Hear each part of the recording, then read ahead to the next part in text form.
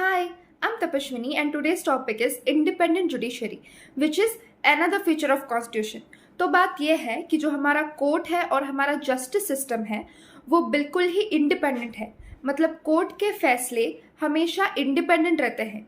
कोई भी सरकार, कोई भी अमीर आदमी, कितना भी पावरफुल आदमी कभी भी कोर्ट के फैसले में दखलंदाजी नहीं कर सकता है। कोर्ट के फैसले हमेशा जस्टिस को प्रायोरिटाइज करते हुए दिया जाता है, ना कि किसी के दबाव पर।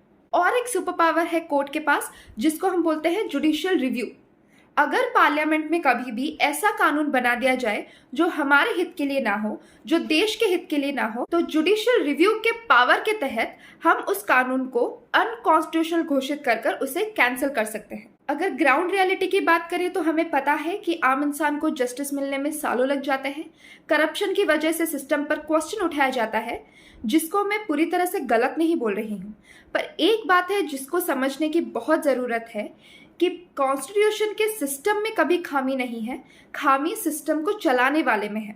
और यही जुडिशियल रिव्यू हम सिटीजन्स के लिए एक ढाल है जिसका सही तरीके से 100% इस्तेमाल तो नहीं हो रहा, पर इसी की वजह से कोई भी सरकार कभी डिक्टेटर नहीं बन सकता। सिस्टम में पावर पूरी तरीके से है, बस ज़रूरत है उस सिस्टम को ईमानदारी तरीके से, सही तरीके से चलाने की। तो that was the topic for today. Hope you like this series. If you're liking this series, please let me know.